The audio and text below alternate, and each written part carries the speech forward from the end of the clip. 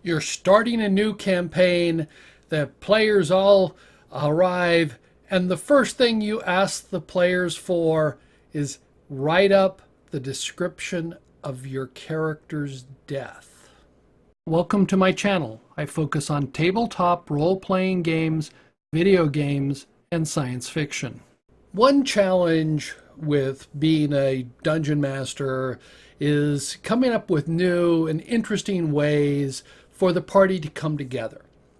The old standard is you all meet up in a tavern or some things like that, trying to find new and different ways for them to come together. I like the one where you're all drafted in the military and things go extremely bad. I did that in the world of Tiglath. And I'm working on another one for when I start up that campaign again.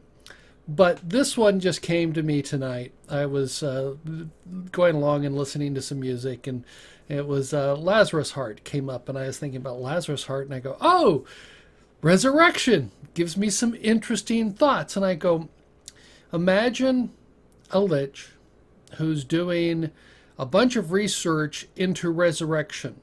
He doesn't like the fact that he's actually undead. He wants to come back as a mortal, but he doesn't want to be in a body that's old. He wants to be in a young body or whatever, and is willing to give up a lot of things. So he's doing some research. Now, if you're this kind of lich into this strange world of resurrection and these type of spells, you would want to try it out first. So the idea is that this lich has done a bunch of research, has figured it out, and he's hired a bunch of gravediggers or whatever to bring back a selection of corpses that have all died in different ways. You want a variety, whether you want them at different races, different classes, that they died differently. And you're going to cast a spell to test out your new resurrection and restoration spell to bring them back to youth, to perhaps even, that it will remove experience and make them back to a lower level, but that they're this kind of character that you want to test it out, because this is what you want to cast on yourself. And you're going to do a mass casting. You're going to cast it on a whole bunch of characters at the same time. And perhaps this lich has actually tried this a bunch of times with failure. So now comes the magic day, and he gets up there and he casts the spells, and something goes horribly wrong.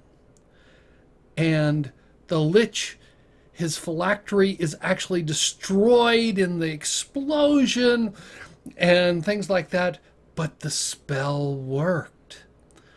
All these bodies that he's brought together awaken, and they're probably in some large glass like test tube thing that is all broken and burnt. They wake up because they didn't wake up immediately when the spell was cast. It took some time, and when they awaken, they're in the ruined lich's laboratory, and they're there. They wake up.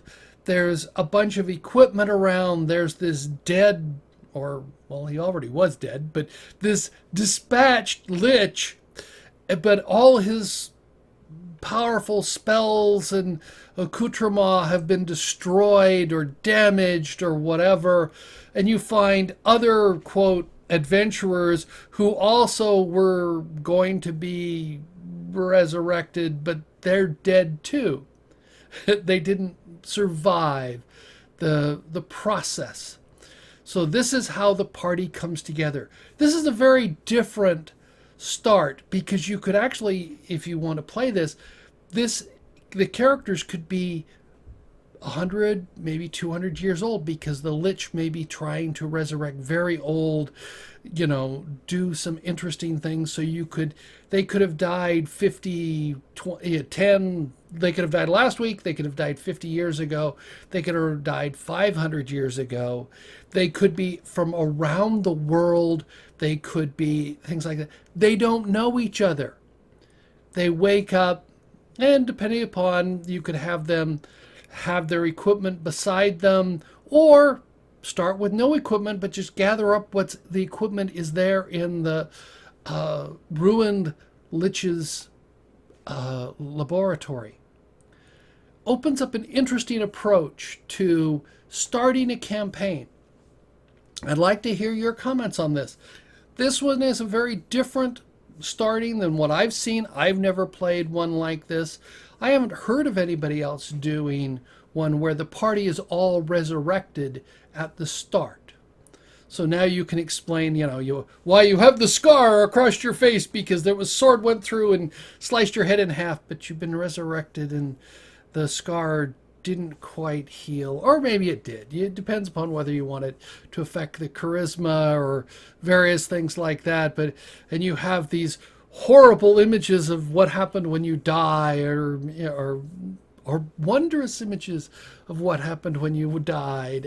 I mean, you can have a whole bunch of interesting things, how being resurrected affected the characters. And now they've got to figure out where they are, what the status is. It explains why they don't know the area. It explains why they don't know the setting. It allows you to bring characters from all over the world that you've created together. So I'd like to hear your comments. What do you think about this? Would you want to use this starting? Have you used anything like this? Have you played or ran a campaign where the characters started out by being resurrected after a fashion? So thank you for watching my video. I look forward to learning what you think about this video. Let me know in the comments below. If you like the video, press the thumbs up button. You can subscribe by clicking the link in the lower left. If you are interested, there are links to more content.